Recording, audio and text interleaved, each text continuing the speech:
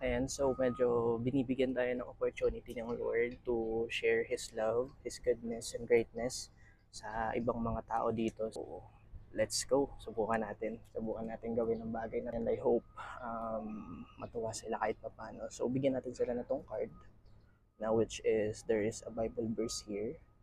And meron tayong simple gift para sa kanila. So, i-ask din natin sila kung pwede silang maisama dito sa vlog na ito. So, let's go. Medyo naiya kasi ako.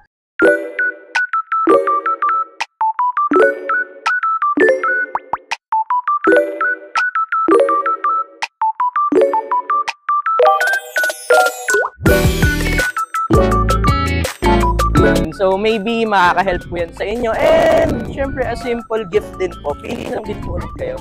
Ayan. So, bookmark. So, kung mahilig po kayo mag-gano yan. So, yun lang po. God bless. God bless po. God bless, God bless, God bless po. Good luck, ate, ha. Galingan mo, ha. Rooting for you, ate. Sige po, thank you. Ayan, so, na-conquer natin yung fear natin and nabigyan natin sila nito. So, to God be the glory kasi lahat ng bagay na ginagawa natin ay para sa Diyos.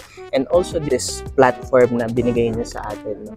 We're just having some time with them. So, maramdaman nila at makanasa nila na mahal sila ng Diyos. So, yun lang. Dito na nagtatapos ang ating video. Yun lamang po. Maraming salamat. And to God be all the glory.